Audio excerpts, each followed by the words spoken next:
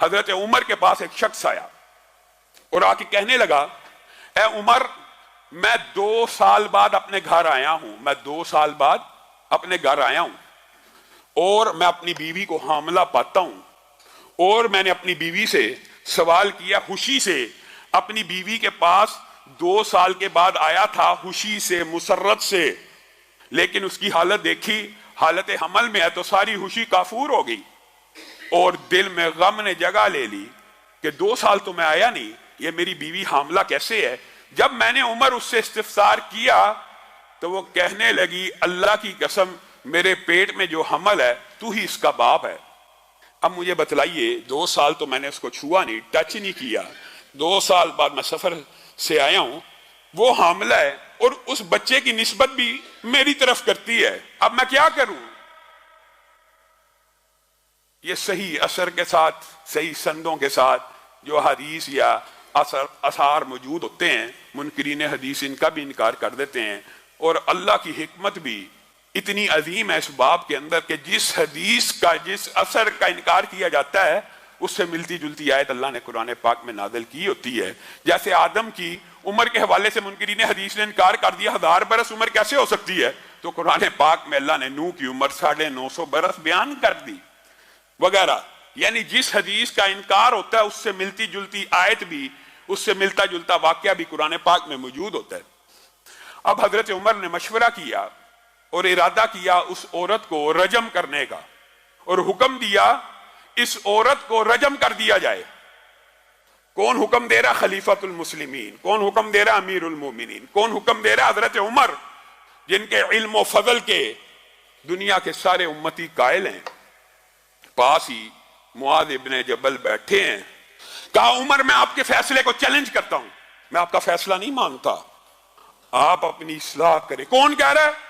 ایک رتبے میں، مقام میں کم درجے کا صحابی اعلیٰ درجے کے صحابی کو ٹوک رہا ہے۔ وجہ کیا؟ وجہ اس کے بعد دلیل ہے، یہ نہیں ہے کہ میں تیرے سے بڑا عالم ہوں، سب کو پتا عمر بڑے عالم ہیں۔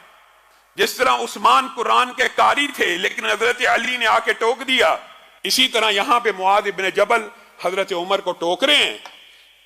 لیس لک علی ما فی بطنہا، لیس لک، اے عمر، لیس لک، آپ کے لیے نہیں ہے، علی ما فی بطنہا سبیل، آپ اس عورت کو رجم میں سزا دینا چاہتے ہیں، ٹھیک ہے، یہ ملزمہ ہے، یہ ملزمہ ہے، مجرمہ ہے آپ کی نظر میں، آپ اس کو سزا دیں تو دیں۔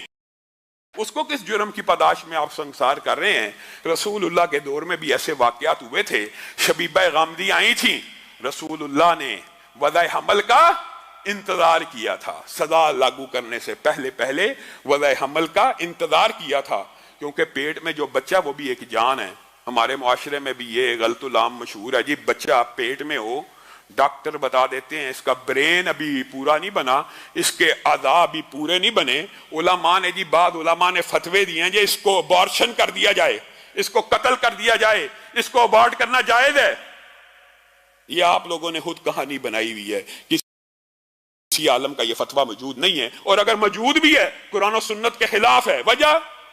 وجہ یہ ہے، زمین کے اوپر آنے کے بعد، دھرتی کی پشت کے اوپر بچہ جننے کے بعد بھی یہاں پہ کئی بزرگ ہیں جو معذور ہیں، کئی نوجوان ہیں جو معذور ہیں، کئی بزرگ ہیں جن کا دماغ کام نہیں کرتا۔ کیا کسی عالم دین نے یہ فتویٰ دیا جو بیمار ہے اس کو قتل کر دو؟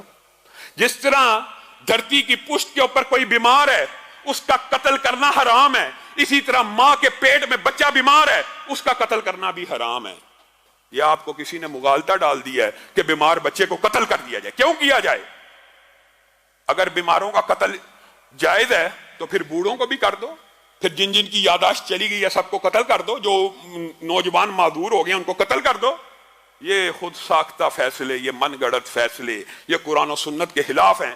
یہی بات معاذ ابن جبل حضرت عمر کو کہہ رہے ہیں، لیس لک علی ما فی بطنہا سبیل، اے عمر آپ عورت کو رجم کرنا چاہتے ہیں کر لیجئے، اس بچے کا کوئی قصور نہیں، ہم اس کو رجم نہیں ہونے دیں گے۔ حضرت عمر رک گئے اور کہا وضع حمل کا انتظار کیا جائے۔ عورت نے بچہ جنا،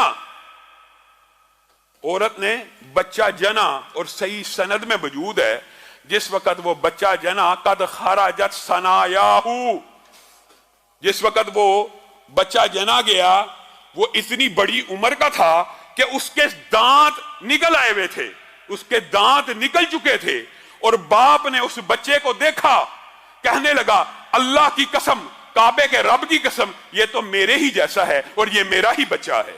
حضرت عمر تک یہ خبر پہنچی۔ یہ ہے وہ حدیث، یہ ہے وہ مقام جس وقت حضرت عمر نے کہا تھا ماؤں نے معاذ ابن جبل جیسے بچے جننا بند کر دیے ہیں، لولا معاذ لہلک عمر، اگر معاذ نہ ہوتے تو آج عمر اس عورت کو بے گناہ سنسار کرنے کے جرم میں ہلاک ہو چکا ہوتا۔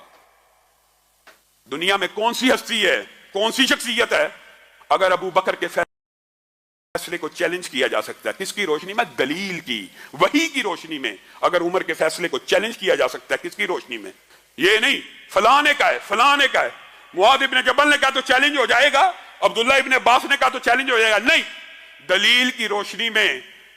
کائنات میں کوئی امتی ایسا نہیں ہے جس کے قول کو، جس کے فعل کو، جس کے عمل کو چیلنج نہ کیا جا سکے۔ ہاں، چیلنج کرنے کے لیے دلیل ہونا ضروری ہے، اور دلیل اسلام میں وحی ہے، اور وحی کی دو ہی قسمیں ہیں، ایک اللہ کی آیت قرآن ہے اور دوسرا مدینے والے کا فرمان ہے۔ بس بات ختم، کلیئر، واضح بات ہے۔